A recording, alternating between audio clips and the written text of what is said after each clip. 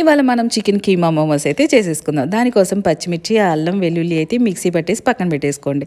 ఇక బోన్‌లెస్ చికెన్‌ని కూడా మిక్సీ చేసేసి అందులో ఈ పేస్ట్ అయితే వేసేసి ఒక స్పూను ధనియాల పొడి, అలాగే కొత్తిమీర, కొంచెం బ్లాక్ పెప్పరు, కొద్దిగా జీలకర్ర పొడి, గరం మసాలా, చిల్లీ ఫ్లేక్స్ వేసేసి ఒకసారి కలిపేయండి. ఇక సన్నగా తరిగిన ఉల్లిపాయ, కొంచెం బటర్ ఉంటే బటరు, నెయ్యి ఉంటే నెయ్యి, రుచికి సరిపడా సాల్ట్, కొద్దిగా కారం వేసి బాగా మిక్స్ చేసేసి ఈ మిక్సర్ని అయితే పక్కన పెట్టేసుకోండి. ఇక మైదా తీసుకొని అందులో కొద్దిగా సాల్ట్ వేసేసి తగినన్ని నీళ్ళు పోసి పక్కన పెట్టేసుకోండి. ఒక 5 మినిట్స్ తర్వాత ఒక పెద్ద చపాతీలాగా తయారు చేసుకోండి. ఇక ఒక బౌల్ కానీ అలాగే గ్లాస్ కానీ తీసుకొని చిన్న చిన్న పూరీస్ లాగా కట్ చేసేసుకోండి.